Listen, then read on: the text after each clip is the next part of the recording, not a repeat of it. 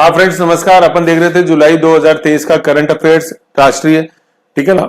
उसमें news number 7 से देखना है ब्रह्मोस, है ना। ब्रह्मोस, तो देखो ब्रह्मोस क्या है। ब्रह्मोस सुपरसोनिक क्रूज मिसाइल है।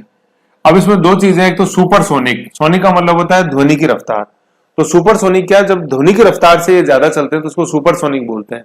तो ये 2.8 मैक है। मैक को UMAC लिखते हैं इसमें, मैक मतलब ध्वनि की रफ्तार से ये 2.8 गुना तेज इसकी रफ्तार है, इसलिए इसको बोलते हैं सुपरसोनिक। फिर एक आता है क्रूज। क्रूज का मतलब क्या होता है, जैसे एक तो मिसाइल क्या है कि आपने यहां से छोड़ा और यहां जाके गिर गई, तो ये तो होता है पैराबोलिक। पैराबोलिक मतलब यहां से छोड़ी और वहां जाके गिर गई, पैराबोलिक। और एक होती है क्रूज मिसाइल। क्रूज मिसाइल क्या होती है, जैसे आपने ऐसे छोड़ी उसको, फिर ये पैराबोलिक पाथ फॉलो नहीं करेगी। ये क्या करती है, जैसे यहां से आपने इसको छोड़ा, फिर ये यूं ऐसे जैसे जैसे टारगेट घूमेगा वैसे वैसे यूं उसको फॉलो करती रहती है। इसको बोलते हैं क्रूज मिसाइल। क्रूज बोलते हैं एक शिप को बोलते हैं जो जो आपको सैर कराएगा, ठीक है। तो ये सैर करा रही है ऐसे ऐसे, जहां जहां वो कोई जा रहा है ना, आगे टारगेट मूव हो रहा है, ऐसे ऐसे ये मूव सैर करती है, उसके पीछे पीछे जाती है। तो ये होती है क्रूज मिसाइल। तो सुपरसोनिक क्रूज मिसाइल, समझ गए, 2.8 मैक। फिर अगली जो चीज है इसमें इंपॉर्टेंट, इसके अपने पास 4 वर्जन है। 4 वर्जन कैसे, इसको अपन धरती पे से छोड़ सकते हैं, जमीन पे जैसे खड़े तो छोड़ सकते हैं। इसको अपन आकाश से आकाश में छोड़ सकते हैं। कहने मतलब एक जैसे MiG-21 में लगाया तो एक MiG-21 से भी इसको दागा जा सकता है आकाश में, आकाश से आकाश में। जल से दाग सकते हैं, है ना, मतलब जैसे अपने INS विक्रांत वगैरह उसके ऊपर इसको लगा दिया गया। समुद्र के अंदर आप किसी भी INS जो शिप अपने बैटल शिप्स हैं, युद्धपोत जो है, विमान वाहक युद्धपोत जो है, उस पे इसको उससे ले जाके इसको दाग सकते हैं। पनडुब्बी से दाग सकते हैं। तो ये पनडुब्बी वाला है नौसेना के अंदर जो अभी लेटेस्ट ये वर्जन डेवलप हुआ ब्रह्मोस का, है ना। तो मतलब जल थल, मतलब जल से दाग लिया, थल से दाग लिया, है ना। जल में 2 है, एक तो जल के ऊपर जैसे अपन देखते हैं, ऊपर जो होता है उसको अपन बोलते हैं सरफेस, सतह। और जो सागर का जो नीचे होता है उसको अपन बोलते हैं फ्लोर, नितल। तो जहाज ऊपर चलते हैं सरफेस पे और पनडुब्बियां नीचे चलती हैं फ्लोर। जैसे मान लो ये समुद्र है, तो ये ऊपर है, ये यहां ऊपर ये जहाज चल रहा है, ठीक है। तो इसको क्या बोलते हैं, इसको अपन बोलते हैं सतह, सरफेस। और ये जो नीचे जो होता है ना, ये नीचे तो पनडुब्बी यहां नीचे चलती है, ये पूरा पानी भरा हुआ है ये ऐसे, तो ये जो नीचे वाला है इसको बोलते हैं फ्लोर। अपने घर में भी होता है फ्लोर, है कि नहीं। और इसको बोलते हैं नितल, नीतल, सागर नितल। और ये सागर की सतह, तल बोल दो नितल बोल दो, ये सागर की सतह, ये सरफेस है, ये फ्लोर है, ऐसे ध्यान रखना। तो जहाज ऊपर चलता है INS विक्रांत, और ये नीचे पनडुब्बी है। अभी जैसे अपन ने स्कॉर्पियन श्रेणी की पनडुब्बी पिछले फाइल में देखी थी ना, 6 कौन सी, कलवरी, खंडेरी, और फिर अपने करंज, वेला, वागी, वागशी फ्रांस से लिए, MDL ने मजगांव डॉक लिमिटेड ने, ऐसे, ठीक है। ये हो गया। फिर अपन ने ये, और फिर दूसरी चीज क्या है, ये ब्रह्मोस जैसे अपन देख रहे हैं ना, तो ये भारत और रूस के सहयोग से बना है, ये ब्रह्म प्लस मोस। तो ब्रह्म जो है वो तो ब्रह्मपुत्रा नदी है भारत की, ठीक है ना, जिसको चीन में सांगपो बोलते हैं, टसांगपो, ये ब्रह्मपुत्रा। और मोस जो है ये मॉस्को नदी है, जिसके किनारे मॉस्को रूस की राजधानी है। तो इंडिया प्लस रूस के सहयोग से बनी है मिसाइल, तो इसको ब्रह्मोस मिसाइल बोलते हैं। जैसे MiG-21 भी अपन ने रशिया से लिए देखा, है ना। और 3 वर्जन इसके अपन ने देख लिया। अब क्या, अपन ने रूस से तो इसको तकनीक लेके खरीद के बनाया, लेकिन आज अपन इसको निर्यात भी कर रहे हैं ब्रह्मोस मिसाइल को। तो अपन ने अभी तक किसको निर्यात करी है, ये फिलीपींस को करी है। ये भारत की एक बहुत बड़ी उपलब्धि है ना, कि ये भारत बगैर किसी रोक टोक के ये बेच पा रहा है, ठीक है। तो किसको निर्यात करी है अपने, ब्रह्मोस फिलीपींस को करी, वियतनाम को नहीं करी है, फिलीपींस को करी है। और ये बेच कौन रहा है, BrahMos air space private limited, ठीक है ना। एक तरह से ये अपना भारत सरकार को उपक्रम हो गया, जो बिल्कुल मार्केट दर पे सौदे कर रहा है और निर्यात कर रहा है। किसको किया, फिलीपींस को किया। ये याद रखना, बहुत मनीला राजधानी फिलीपींस की, है कि नहीं। तो फिलीपींस क्या है भाई, एक द्वीपीय राष्ट्र है ना। तो इसके पास द्वीपीय है, तो भाई इसके पास तो जहाज है, पनडुब्बी है। तो भाई हमारे पास है ना वेरिएंट, क्यों चिंता करते हो, जहाज और पनडुब्बी दोनों दे दूंगा मैं तुमको, है कि नहीं। तो फिलीपींस को दिया अपन, फिलिप्स मत कर देना इसको, ये फिलीपींस है, ओके। फिर नेक्स्ट अपन देखते हैं आगे, ठीक है ना। तो ऐसे अपन ये बेच रहे हैं ब्रह्मोस मिसाइल, फिलीपींस को अपन बेचा। फिर अपन नेक्स्ट देखते हैं, रक्षा क्षेत्र में आत्मनिर्भरता अपन प्राप्त करने की कोशिश कर रहे हैं। बहुत बड़ी ये उपलब्धि है भारत की, है ना। देखो ये क्या था, जैसे ये इकोनॉमिक सर्वे के अंदर भी ये इशू था 2019-20 वाले के अंदर। वो इशू क्या था कि हम सैटेलाइट लॉन्चिंग में बहुत अच्छी भारत की स्थिति है ना। मंगल पे मिशन गया, चांद पे गया, आदित्य अपन सूर्य की तैयारी कर रहे हैं, है कि नहीं, और सैटेलाइट अपन बहुत अच्छे लॉन्च कर रहे हैं, मतलब जिसमें अपन PSLV और GSLV छोड़ते हैं। लेकिन क्या है कि भारत एक बंदूक नहीं बना सकता, है ना, छोटी सी जो बंदूक आती है ठाए ठाए AK-47 आज भी अपन निर्यात करते हैं, है कि नहीं है। तो और इसराइल से अपन को इक्विपमेंट्स लेने पड़ते हैं। तो अपनी जबलपुर के अंदर आर्मर्ड आर्म्स की फैक्ट्री है, जबलपुर MP के अंदर, है कि नहीं है। तो ये था कि भारत इस रक्षा उद्योग क्षेत्र के अंदर आत्मनिर्भरता क्यों नहीं, हम स्पेस में जा सकते हैं, इतना सब कुछ बना सकते हैं, इसरो का इतना अच्छा नाम है कि नहीं है। तो ये DRDO जो है, DRDO defence research and development organisation, ये एक छोटी सी बंदूक नहीं बना सकता क्या, इसरो जब इतना कर सकता है।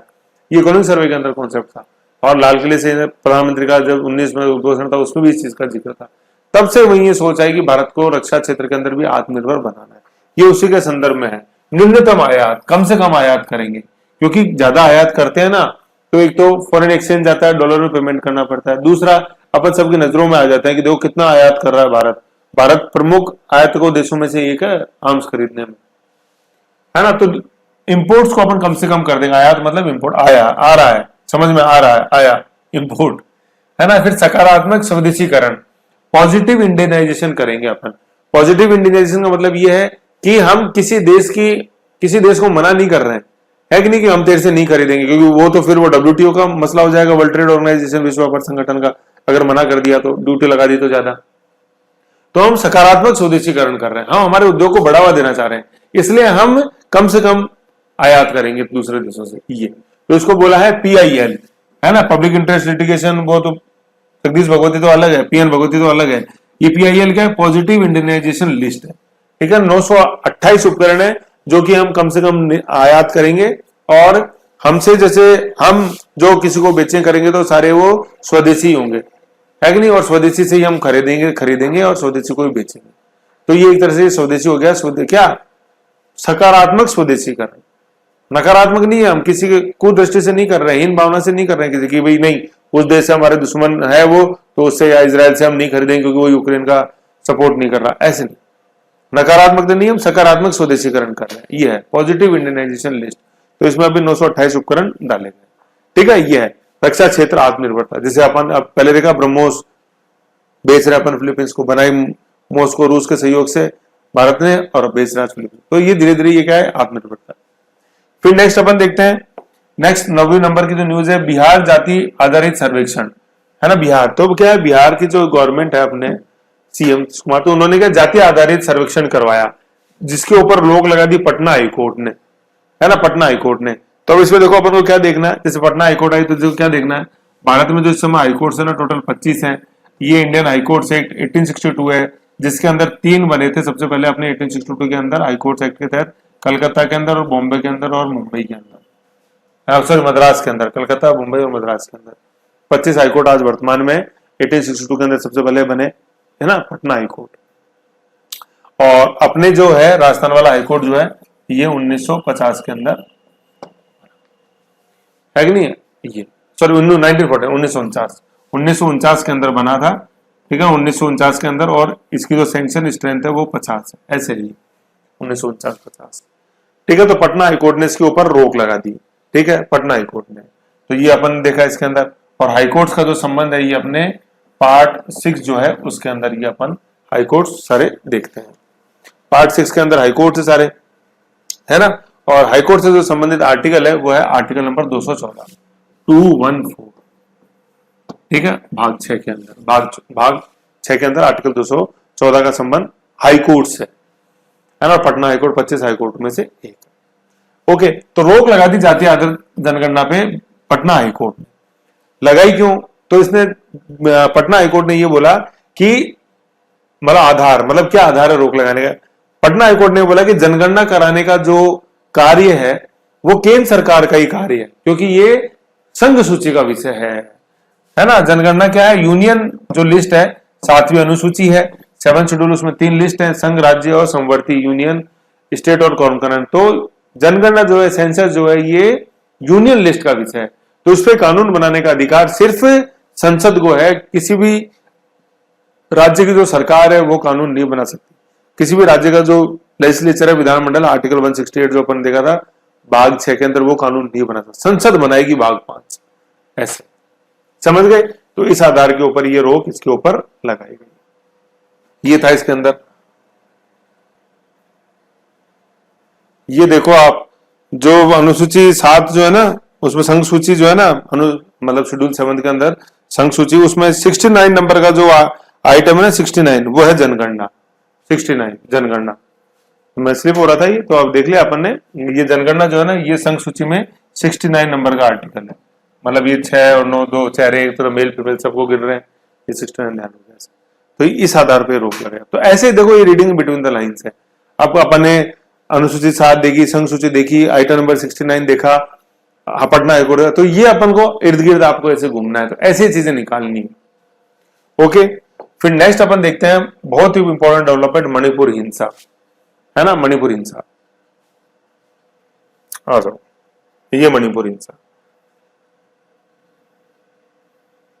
है ना। तो देखो ये पूरा, ये यहां तक इतना न्यूज चलेगा।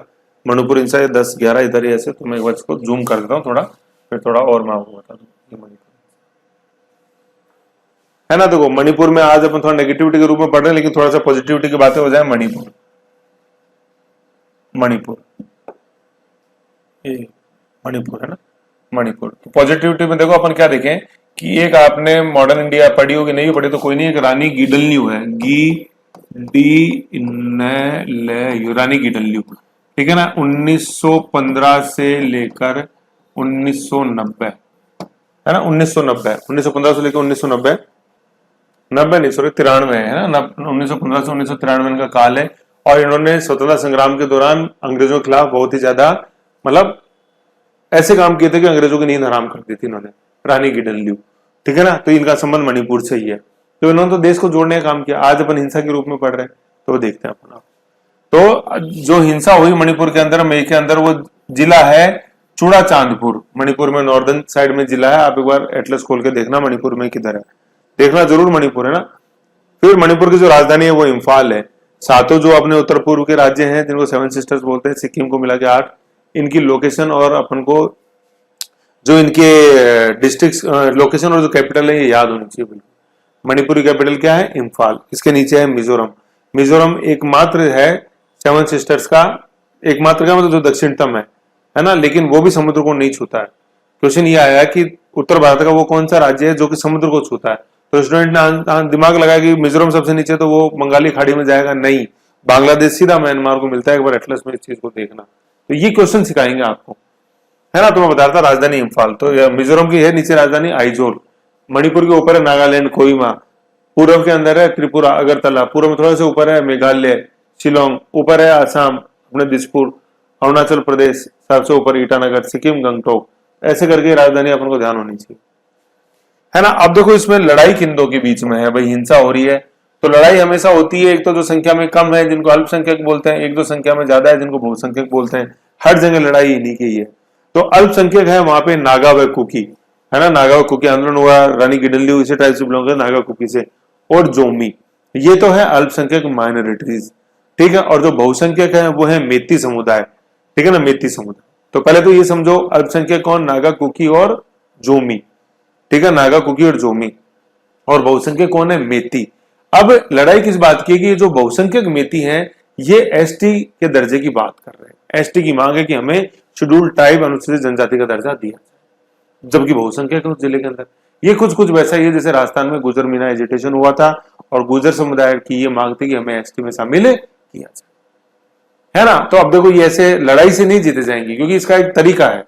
क्या है? स्टेट गवर्नमेंट प्रपोजल भेजेगी सेंट्रल गवर्नमेंट को, फिर central government population registrar general को भेजती है, रजिस्ट्रार जनरल स्टडी करता है, फिर वो संसद को रिपोर्ट करते हैं, ठीक है, फिर संसद कानून बनाती है और फिर राष्ट्रपति वो अनुसूची के अंदर डालता है। शेड्यूल ट्राइब अपने देखा, अनुसूचित क्षेत्र जो है अनुसूची 5 और 6, और आर्टिकल अपने 344 देखा, 342 और 41-42, है ना। एक सेकंड में दिख रहा हूँ, 341-42 है ना, 341 SC है, 342 ST है, हाँ। तो उसका एक तरीका है पूरा, ऐसे लड़ाई से नहीं होगा कुछ। तो मणिपुर में समझो क्या है? अल्पसंख्यक नागा कुकी व जोमी और बहुसंख्यक मेती समुदाय। अब ये बहुसंख्यक जो मेती समुदाय है उसकी मांग है कि मुझे एसटी का दर्जा दिया जाए।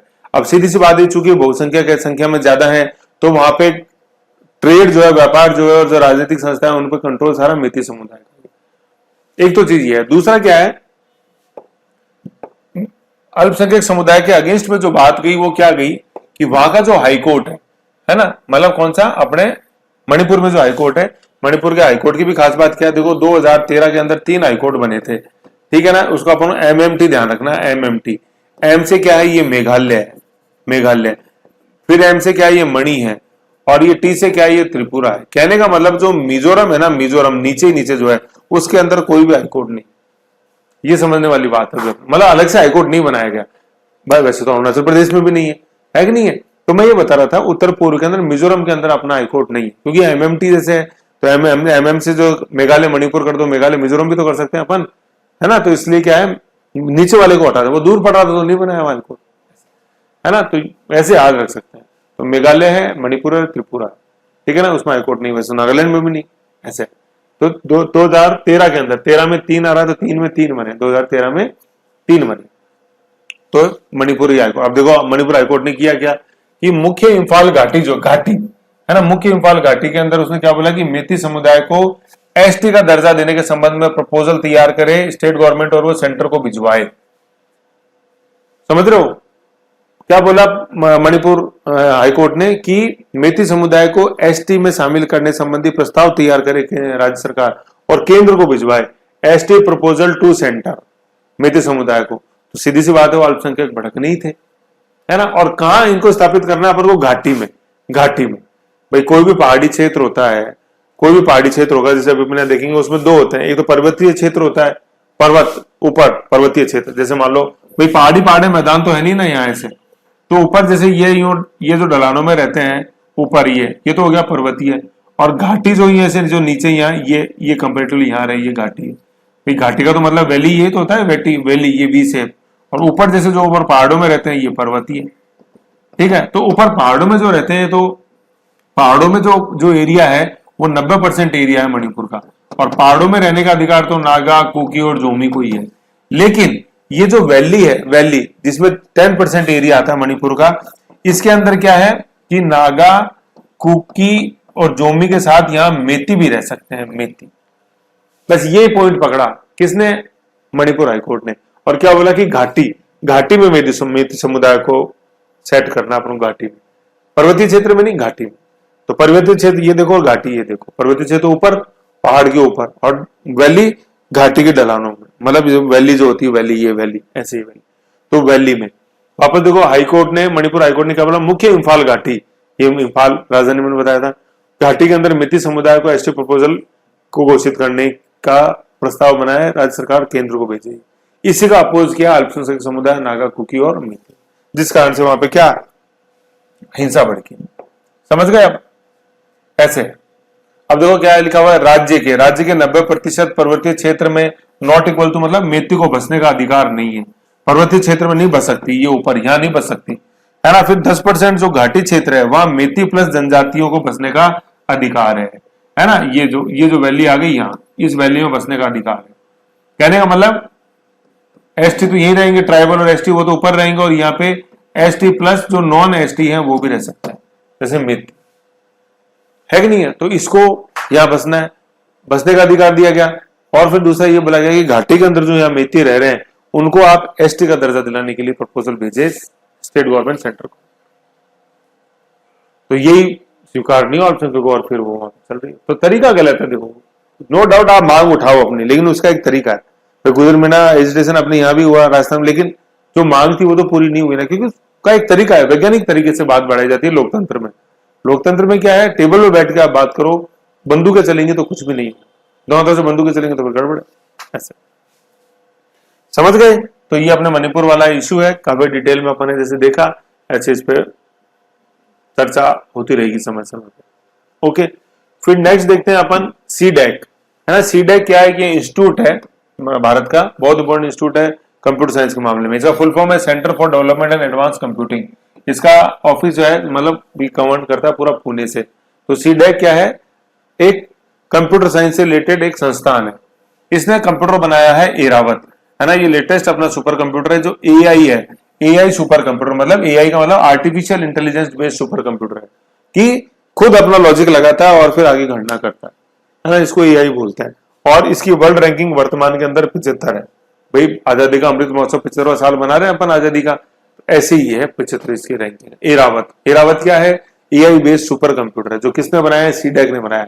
सीडैक का संबंध किससे है? कंप्यूटर टेक्नोलॉजी से। कहा इसका हेडक्वार्टर है? पुणे के अंदर। ऐसे ठीक है, समझ में आ रहा है? फिर नेक्स्ट अपन 12वें नंबर की न्यूज देखते हैं, नया संसद भवन। ठीक है, नया संसद भवन, ठीक है ना, यहां है, इधर की साइड है, फिर उधर की साइड हो रहा है अपने, नया संसद भवन ये, ठीक है, नया संसद भवन। अब तो देखो संसद की जैसे बात आ रही तो बैठते ही पहले अपन थोड़ा कॉन्स्टिट्यूशन में जान ले क्या है कि कॉन्स्टिट्यूशन के अंदर जो भाग 5 है, ठीक है, कॉन्स्टिट्यूशन के अंदर भाग 5 के अंदर संसद का वर्णन है। अब इसके अंदर जो आर्टिकल नंबर 79 है ना, ये बोलता है कि भारत की एक संसद होगी, भारत के लिए एक संसद होगी जिसके 3 हिस्से होंगे। क्या? राज्यसभा होगी, लोकसभा होगी और राष्ट्रपति होगा, है ना। राष्ट्रपति संसद का अभिन्न अंग है, क्योंकि लोकसभा राज्यसभा जो कानून बनाया है वो जब तक कानून नहीं बने जब तक उसको राष्ट्रपति साइन नहीं करे। तो संसद में 3 चीजें हैं, राज्यसभा, लोकसभा और राष्ट्रपति। दूसरा जो आर्टिकल नंबर 80 है उसका संबंध राज्यसभा से है ना, वो बताता है कि राज्यसभा होगी, उसकी स्ट्रेंथ होगी, है ना। तो 238 प्लस 12 238 प्लस 12, है ना, ये है ना, 238 प्लस 12 राज्यसभा की है। और आर्टिकल नंबर 81 जो देखते हैं अपन वो लोकसभा का है। लोकसभा में आज अपन देखते हैं कि 530 प्लस 20 प्लस 2 ऐसे करके 552 अपने इसकी पूरी स्ट्रेंथ है कि नहीं है, ये चीज है। तो ये तो हो गया संसद का जो अपने आर्टिकल्स जो बोलते हैं वो चीज। अब अपन देखते हैं कि ये नया संसद भवन जो बना तो इसकी नींव डाली गई थी, नींव है ना, नया संसद भवन में अपन 3 चीज देखते हैं, नींव, निर्माण और उद्घाटन, है ना। हाँ तो फ्रेंड्स अपन देख रहे थे नया संसद भवन, है ना। आर्टिकल के बाद अपन को देखनी है डेट, तो सबसे पहले अपन डेट देखते हैं नींव, है ना, नींव है ये 10 फरवरी 2020, ठीक है। फिर नींव डाल दी गई, लेकिन फिर वो कोविड के कारण काम चालू नहीं हो पाया। भाई मार्च में अपन को पता है कि मार्च 2020 में लॉकडाउन। फिर निर्माण कार्य प्रारंभ हुआ 15 जनवरी 2021 से, है ना, ये कोविड के कारण, मतलब कोविड के कारण काम शुरू नहीं हुआ। नींव तो डाल दी थी फरवरी 20 के अंदर ही, लेकिन मार्च 20 के अंदर वो लॉकडाउन 18 मार्च से शायद क्या तारीख थी, 18 मार्च से शायद लॉकडाउन चालू हुआ था, नहीं 18 नहीं था, 23 से था, 23 या 24, 23/3/2020, है ना, ये है, ठीक है। फिर ट्यूसडे था, ट्यूसडे की रात थी, तो हमें ध्यान है। फिर निर्माण प्रारंभ हुआ, फिर अपना देखते 15 जनवरी 2021 से। फिर उद्घाटन हुआ 28/5/2023, ये दिन याद रखना आपको, 28 मई 2023 उद्घाटन वाला दिन, ठीक है, ठीक है, अपने 28 मई 2023। और इस दिन वैसे दिन था संडे, और यूं देखें अपन अपने विक्रम संवत तो ज्येष्ठ शुक्ल JS8 था, वो 8/8 आ रहा नहीं, ज्येष्ठ शुक्ल अष्टमी थी उस दिन 28 मई 2023 को, और दिन था संडे। तो ये डेट्स हो गई अपने, 28 मई याद रखनी है अपने को, मेन तो संडे, ज्येष्ठ शुक्ल अष्टमी। अब अपन देखते हैं इसके अंदर थीम। पहले तो ये सीट्स देखते हैं, ये सीट्स है, ये तो सीटों की संख्या है। अब नए में क्या स्ट्रेंथ है, ठीक है। फिर ये थीम है। लोकसभा में अपन देखते हैं बैठने की जो क्षमता है वो 888 है, 888, ठीक है। राज्यसभा में जो बैठने की क्षमता रखी गई नए संसद भवन के अंदर, उसमें राज्यसभा की क्षमता है 384। और दोनों अगर मिलके, जैसे जब अपना संवेद सदन जैसे जो होता है, संवेद सदन मैंने लिख रखा आर्टिकल 87 के तहत राष्ट्रपति विशेष अभिभाषण देता है संवेद सदन को, ठीक है। तो ये दोनों बैठेंगे एक साथ, लोकसभा के 888 और राज्यसभा के 384, दोनों बैठेंगे एक साथ। तो दोनों का टोटल अपन लगाएंगे तो क्या आएगा, देखो 8 4 12, 8 8 16 17, ठीक है ना, 8 और 3 11 और 1 12, 1272 इन दोनों का टोटल ये, क्योंकि बैठेंगे तो ये सदस्य है ना, ऐसे। तो 1272 ये है, तो मतलब ज्वाइंट हॉल, मतलब 3 हॉल बने, एक लोकसभा बना, एक राज्यसभा बना, एक ज्वाइंट हॉल बना है। तो नए संसद भवन में 3 बने, पहले भी 3 थे, अभी भी 3 है। लोकसभा चलेगी तो 888, राज्यसभा 384, दोनों बैठेंगे एक साथ तो 1272। दोनों कब बैठते हैं, आर्टिकल 87 के तहत एक साथ बैठते हैं, ठीक है ना, जिसको अपन बोलते हैं संवेद सदन, house assembled together, joint sitting नहीं है ये, यू। अब थीम क्या है, लोकसभा की जो थीम है वो मोर है, मोर जो अपना राष्ट्रीय पक्षी है। राज्यसभा की जो थीम है वो कमल है, जो अपना राष्ट्रीय पुष्प है। और जो प्रांगण है, मैं वो फोटो भी दिखाऊंगा, तो प्रांगण है, प्रांगण के अंदर मतलब बीच में जो चौक है उसके अंदर बरगद का पेड़ लगाया गया, जो कि अपना राष्ट्रीय वृक्ष है ना। तो ये थीम है, ठीक है, मोर, कमल और बरगद। राष्ट्रीय पक्षी मोर लोकसभा, राष्ट्रीय पुष्प कमल राज्यसभा, और प्रांगण के अंदर बीच में चौक के अंदर बरगद जो कि अपना राष्ट्रीय वृक्ष है। समझ गए? ये चीज अपन को ध्यान में रखनी है ये चीज। अब देखो क्या ये सीट है जैसे जो बढ़ाने की जैसे जो है ना, तो अभी तो अपन जैसे देखते हैं राज्यसभा की वर्तमान में 552, राज्यसभा की 250 है, ठीक है ना, तो ये स्ट्रेंथ है, तो ये 2026 तक फ्रीज हुई है सीटें, ठीक है। 2026 तक कोई वृद्धि नहीं होगी लोकसभा की सीटों की, लेकिन 2026 के बाद तो होगी ना, है कि नहीं, तो इसलिए सीटें बढ़ा के रखी गई है ऐसे। समझ गए? ये हो गई चीज। फिर अपन इसमें कंटिन्यू करते हैं आगे नए संसद भवन के अंदर, ये यहाँ इधर इस साइड में आ गया, है ना। ये एक नए संसद भवन में जो एक वर्ड आ रहा था वो है सेनोगल, है ना, सेनोगोल, सेनोगल, ठीक है, सेनोगल। ये क्या राजदंड है ना, राजदंड। राजदंड क्या है, जैसे यू पेन की तरह आकृति है और यू लाठी के समान है, ठीक है ना, जिसको अपन राजदंड बोलते हैं, ठीक है। ये इस तरह से यूं ऐसे लाठी के समान है और इसके ऊपर यूं ऐसे यूं ये लगा हुआ है ऐसे, तो राजदंड है, ये धातु का बना हुआ, ऊपर टॉप सोने का है, तो राजदंड है ये, ठीक है। इसका क्या नाम है, सेनोगोल, है ना, सेनोगोल, सेनेगल, सेनेगल से याद रख लो अपने टकार, सेनोगोल, ठीक है, सेनोगोल। और ये चोल साम्राज्य था जो था अपने 11वीं शताब्दी के अंदर, चोल वो राजराज चोल, बृहदेश्वर मंदिर है कि नहीं, राजेंद्र चोल, चोल साम्राज्य जो अपन पढ़ते हैं पूरे मध्यकाल में, उसके समय था ये राजदंड था। तो ये राजदंड मतलब ये एक क्या ऑब्जेक्ट है, ये लाठी के समान राजदंड, सेनोगल। फिर ये क्या था, 1947 में जब अपना भारत आजाद हुआ तो माउंटबेटन ने जवाहरलाल नेहरू को दिया था ये। फिर माउंटबेटन को तो चोल साम्राज्य के जो अपना आर्कियोलॉजिकल सर्वे ऑफ इंडिया था उनसे मिल गया था, माउंटबेटन ने दिया जवाहरलाल नेहरू को, जवाहरलाल नेहरू ने इसको इलाहाबाद संग्रहालय में रखा दिया था, और आज ये संसद भवन में रखा गया है सेनोगल, नए संसद भवन के अंदर। तो सेनेगल क्या है, राजदंड है ना, जो कि एक सत्ता का प्रतीक है, ये लाठी के समान है, धातु की लाठी मोटी, ऐसे है सेनेगल। फिर क्या है, जो नया संसद भवन है उसका जो आकार है, उसका जो एक नए संसद भवन का जो आकार है वो आकार कैसा है, वो षटकोण है, षटकोण, है ना, षटकोण मतलब उसके अंदर 6 कोने हैं, ठीक है, ऐसे 6 कोने हैं, वो मतलब कुछ कुछ इस तरह से दिखाई देता है। नया संसद भवन यूं है, फिर यूं है और ये यूं, ऐसे। तो कोने गिने अपन 1 2 3 4 5, एक कोना गायब हो रहा है इसके अंदर, यूं करके फिर ये यूं, ऐसे 6, है ना, ये वाला बीच में से अपन हटा देंगे, ये हटा,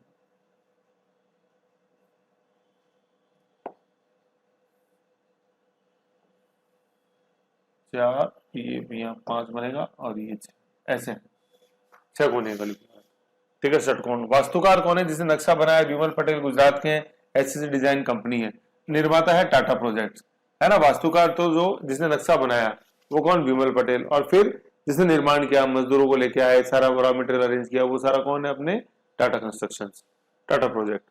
फिर क्या क्या प्रोजेक्ट में, एक तो नया संसद बना, एक सेंट्रल विस्टा एवेन्यू बनेगा। सेंट्रल विस्टा एवेन्यू में क्या, जैसे नया सेंट्रल सेक्रेटरीट बनना है कि नहीं, आसपास जितने भी ऑफिस है उनको एक नया रूप देना, कैबिनेट सेक्रेटरी को नया रूप देना, तो सेंट्रल विस्टा एवेन्यू है। फिर जो नया संसद भवन है इसके अंदर 3 द्वार अपन देखते हैं, 3 तो मुख्य द्वार है और 3 उपद्वार है। तो 3 जो मुख्य द्वार है वो किसका प्रतीक है, वो जल, थल और वायु मतलब नभ का प्रतीक है। और वैसे अपन जैसे देखें तो वो कि क्या क्या प्रतीक है, ज्ञान द्वार, कर्म द्वार और शक्ति द्वार, है ना, मतलब ज्ञान, कर्म और शक्ति द्वार, इन तीनों का नाम रखा गया जो कि जल, थल और वायु के प्रतीक है। 3 द्वार है, ठीक है। जैसे 888 सीटें राज्यसभा, लोकसभा के अंदर, राज्यसभा के अंदर 384, टोटल 1272, ऐसे 3 द्वार रखे गए। तो 3 द्वार यूं समझ लो कि तीनों के लगा एक एक द्वार हो गया, तो 3 द्वार हो गया, ठीक है। जो ज्ञान मार्ग, कर्म मार्ग और शक्ति मार्ग है, तो ज्ञान मार्ग, कर्म और भक्ति मार्ग है कि नहीं, कर्मयोग, भक्ति योग, कर्मयोग, ज्ञान योग, भक्ति योग, स्वामी विवेकानंद, ऐसे ही है ज्ञान मार्ग, ज्ञान द्वार, कर्म द्वार और शक्ति द्वार, जो कि जल, वायु और नभ का प्रतीक है। और उपद्वार 3 है। डाक टिकट इस पर जारी किया गया 28 मई 2023 को 75 रुपए का। तो ये अपना नया संसद भवन है जिसके बारे में थोड़ी बहुत फैक्चुअल डिटेल है अपने को पता होनी चाहिए, खास तौर पर इसकी डेट्स 28 मई 2023 संडे, जय शुक्ल अष्टमी। समझ गए, ये चीज है। फिर अगली जो अपन करंट में न्यूज देखते हैं, जो करंट में अगली न्यूज देखते हैं, और ये लास्ट न्यूज है करंट की अपने नेशनल की। देखो ये क्या है, ये काफी अच्छी है, साइंस एंड टेक्नोलॉजी में मदद की, IRNSS, साइंस एंड टेक्नोलॉजी में भी अपनी मदद करेगी ये चीज। ये क्या है, देखो क्या, देखो एक मिनट कट गया थोड़ा सा,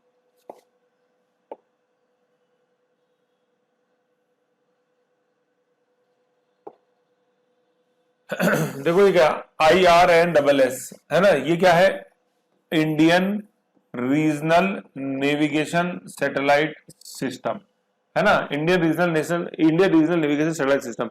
ये जो जीपीएस है, जीपीएस यूएसए का है ना, जीपीएस जो अपन होता है ग्लोबल पोजिशनिंग सिस्टम, वो यूएसए का है।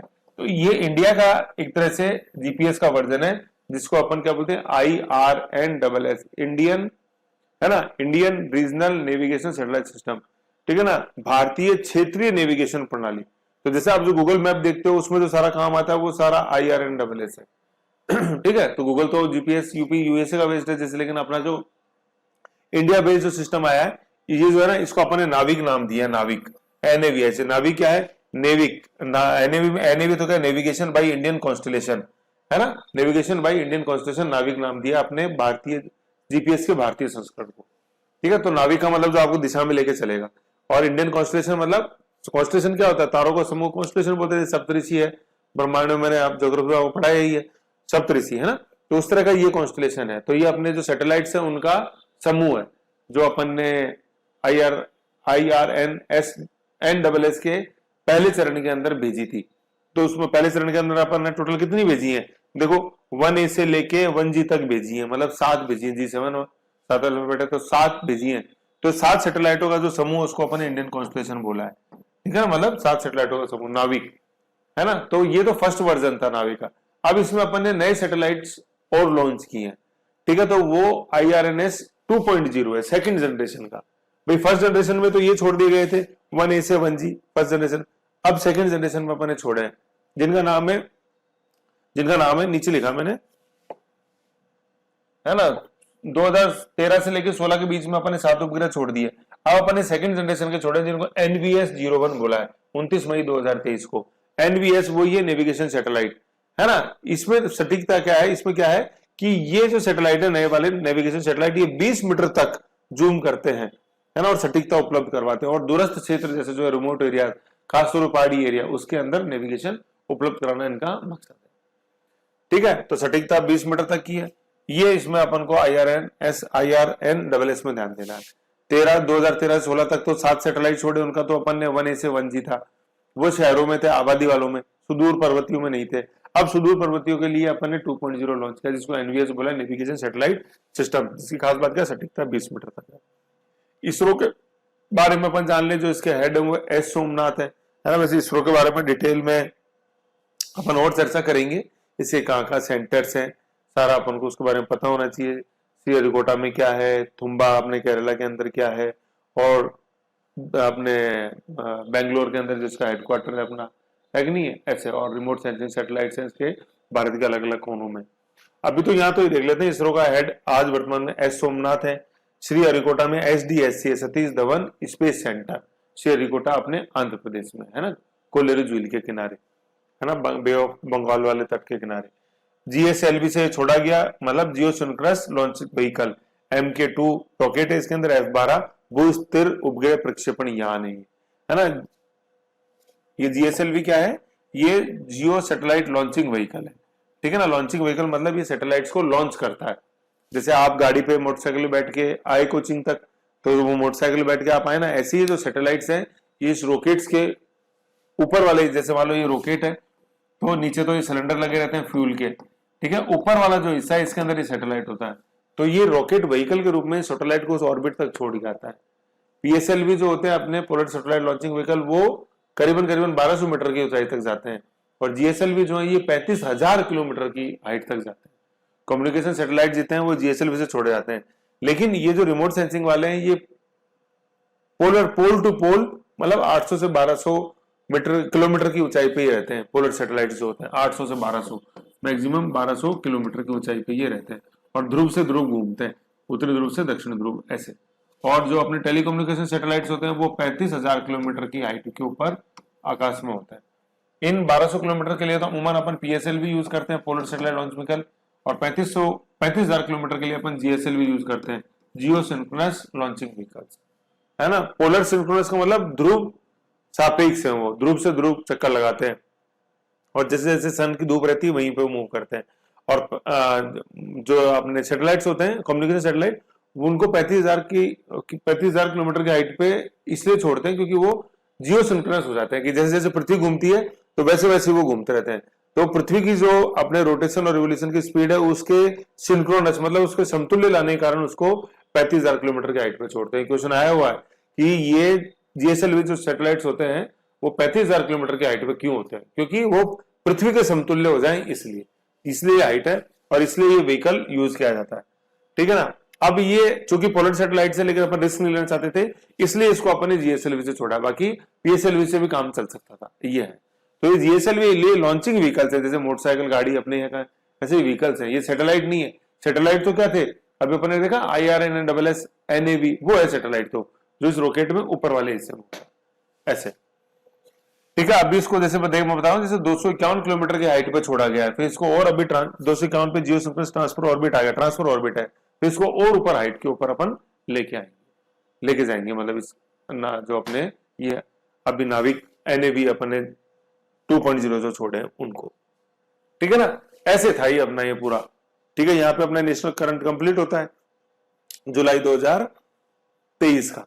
खास क्या बात है देखिए इसके अंदर यूपीएससी का जैसे मैंने देखा था भाग 14 आपको बताया अनुच्छेद 309, 312, 315 कर्नाटक विधानसभा चुनाव आर्टिकल 168 देखा प्रेजेंट में सिद्धारमैया दूसरी बार सीएम बने। केंद्रीय मंत्रिपरिषद में अपन देखा राष्ट्रपति को शक्ति होती है आर्टिकल 74 के तहत। अर्जुन राम मेघवाल जो राजस्थान से रिलेटेड अपने ब्यूरोक्रेट हैं उनको कानून मंत्री, संसदीय कार्य मंत्री और संस्कृति मंत्रालय, उनके पास 3 मंत्रालय हैं। मिग 21 को रिप्लेस करेंगे जो रूस से 1960 में लिए गए थे। भारतीय वाणिज्य सूचना का विरासत केंद्र बनाया चंडीगढ़ के अंदर। ठीक है। स्कॉर्पियन पनडुब्बी अपन ने फ्रांस से ली हुई है, टोटल 6 ली है अपन ने, कलवरी, खंडेरी, करंज, अपने वेला, वागीर और वागशीर। ठीक है। ब्रह्मोस नौसेना में शामिल हो गई, चारों वेरिएंट हो गए, जल थल मतलब धरती, आकाश, जल और पनडुब्बी। निर्यात किया अपन इसको फिलीपींस। रक्षा क्षेत्र में आत्मनिर्भरता के लिए PIL बनाया गया, पॉजिटिव इंडियनाइजेशन लिस्ट। बिहार जाति आधारित सर्वेक्षण के ऊपर पटना हाईकोर्ट द्वारा रोक लगाई गई। क्योंकि जनगणना जो है ये संघ सूची का विषय है, केंद्र को शक्ति है इसको कानून बनाने की ऐसे है, तो संघ सूची जो है उसका 69 नंबर का विषय है। मणिपुर में जो हिंसा हुई मेन अल्पसंख्यक नागा व कुकी जोमी बनाम बहुसंख्यक मेती, क्योंकि मणिपुर हाईकोर्ट ने यह आदेश दिया कि जो इम्फाल घाटी है उसके अंदर मेती समुदाय को बसाया जाए। ठीक है। तो 90% पर्वतीय क्षेत्र के अंदर मेती को बसने का अधिकार नहीं है, 10% घाटी क्षेत्र में घाटी क्षेत्र के अंदर मेती प्लस जनजाति को बसने का अधिकार है। CDAC centre for development advance computing Pune के अंदर स्थित है और इसने एरावत नाम का AI सुपर कंप्यूटर बनाया जिसकी विश्व में रैंकिंग 75 है। नया संसद भवन 28 मई 2023 को बनकर तैयार हो गया। लोकसभा में 888, राज्यसभा में 384, टोटल 1272 सीट्स की बैठने की कैपेसिटी इसके अंदर है। 3 द्वार जो कि याद दिलाते हैं अपन को जल थर नभ की कर्मयोग, भक्ति योग, कर्मयोग, ज्ञानयोग और अपने तीसरा वो शक्ति है ना, शक्ति। और सेनेगल जो है वो चोल साम्राज्य का प्रतीक है अपने। और वर्तमान के अंदर IRNS की 2nd जनरेशन सैटेलाइट छड़ी गई अपन ने, क्योंकि पहले वाला जो था वो 13 से 16 उसमें 7 थे 1G। अब और सटीकता लाने के लिए 20 मीटर तक की और सुदूर जो रिमोट एरिया है उनके लिए अपन ने 2.0 छोड़ा है और इसरो द्वारा छोड़ा गया ये। ठीक है ना। और GSLV से अपन ने छोड़ा है इसको, ये है। और इसको भारतीय constellation Indian regional navigation satellite system और भारतीय कॉन्स्टलेशन में इसको नाविक बोला गया है कि नेविगेशन बाय इंडियन कॉन्स्टलेशन। ठीक है। तो इसमें अभी तक 7 थे, अब 2.0 के अंदर अपन ने पहला छोड़ा है। ठीक है। कहां से? SDSC से Satish Dhawan space centre Sriharikota, ISRO S Somnath. समझ गए? तो ये नटसेल के अंदर मैंने रिवीजन करा दिया। ऐसे था ये अपना नेशनल। नेक्स्ट अपन देखेंगे अब अंतरराष्ट्रीय जुलाई 23 का। ऐसे रिवीजन कर लो। ठीक है ना। और आप लिखना चाहो लिख लो, प्ले स्टोर से आपने ऐप से इसको परचेज करना चाहो कर लो, जैसा आपका मन है वैसा करो, लेकिन कर लो। ठीक है। ओके।